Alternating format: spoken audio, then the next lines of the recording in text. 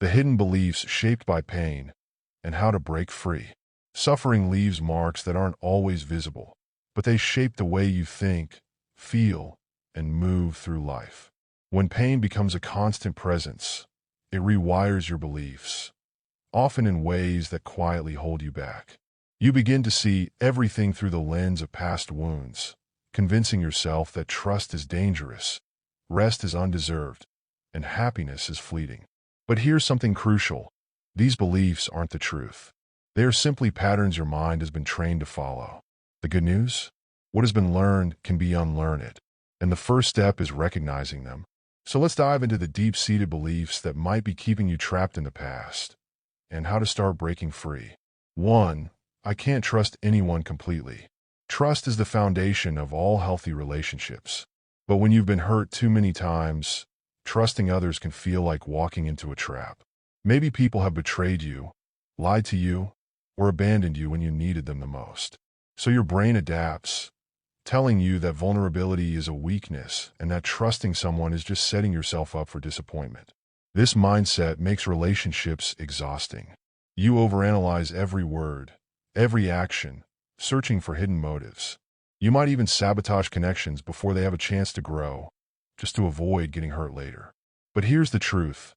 While caution is wise, shutting everyone out isn't the answer. The challenge is learning to tell the difference between those who deserve your trust and those who don't. And that takes time, patience, and self-compassion.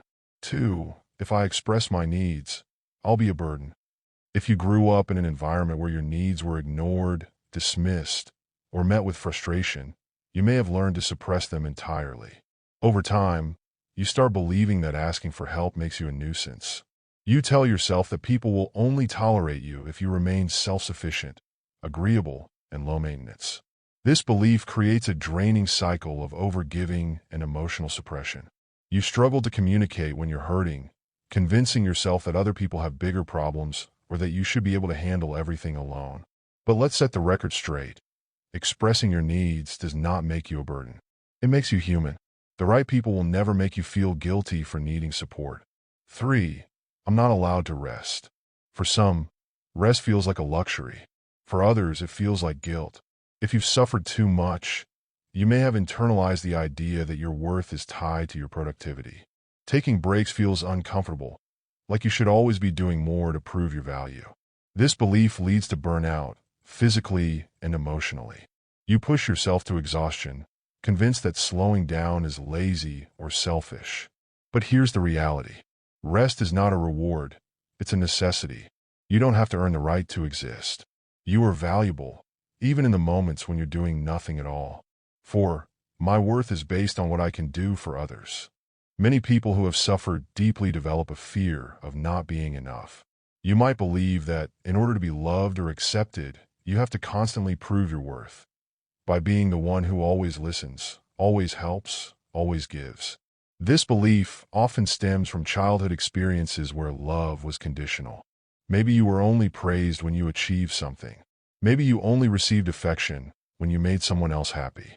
Over time, you started equating self-worth with self-sacrifice. But love should never be transactional. You deserve relationships where you are valued for who you are, not just for what you provide. 5. I can't afford to make mistakes. If failure has ever led to harsh consequences, like punishment, humiliation, or abandonment, you may have developed an extreme fear of making mistakes. Now, you overthink everything. You avoid risks. Even small errors feel catastrophic because, in your mind, mistakes lead to rejection. But this belief holds you back. Instead of exploring new opportunities, you stay inside your comfort zone, afraid of what might happen if you mess up. The truth? Mistakes are not proof of inadequacy. They are proof that you are learning. The only real failure is letting fear stop you from trying at all. 6. If I let my guard down, I'll get hurt. Pain teaches us to protect ourselves. If you've suffered deeply, you may have built walls around your heart, believing that emotional distance is the only way to stay safe. While boundaries are essential, complete emotional isolation only deepens loneliness. Not everyone will hurt you the way others have. Letting your guard down doesn't mean exposing yourself to harm. It means allowing yourself the chance to experience deep, meaningful connections. Take your time, move at your own pace. But know this, healing doesn't happen in isolation. 7. Happiness is temporary. When you've experienced too much loss, disappointment, or heartbreak, happiness starts to feel like a trap. You've been let down too many times to fully embrace joy. Instead, you keep your emotional guard up, always waiting for the other shoe to drop. But this belief steals the beauty of the present moment. Even when things are going well, you struggle to enjoy them because you're bracing for an inevitable downfall. Happiness isn't always fleeting. It's just that suffering has trained you to expect it to be. Learn to welcome joy, even in small moments. It's not a trick, it's real, and it deserves a place in your life. 8. I must always be in control. When life has been unpredictable or painful, control can feel like the only way to stay safe. If you've been blindsided by betrayal, loss, or hardship, uncertainty feels like a threat. So, to protect yourself, you try to manage every detail, planning, anticipating, micromanaging, believing that if you can control everything, you can prevent more pain. But here's the hard truth. Control is an illusion. No matter how much you plan, life will always be unpredictable. Letting go doesn't mean accepting chaos. It means understanding that flexibility, resilience, and trust in yourself are far more powerful than trying to dictate every outcome. You are more than your pain. I'll say it again. These beliefs are not truths. They are echoes of past wounds. They were formed in moments of suffering, but they don't have to define you forever. So, start questioning them, challenge them, rewrite them. You are not your trauma. You are not your past. You are someone who has endured, survived, and is still standing.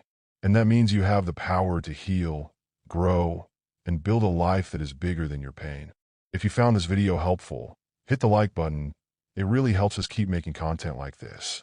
And if you want more videos on psychology, healing, and personal growth, subscribe and turn on notifications so you never miss one. Also, be sure to check out our other videos for more insights on overcoming limiting beliefs and reclaiming your power. Thanks for watching, and remember, you are stronger than you think.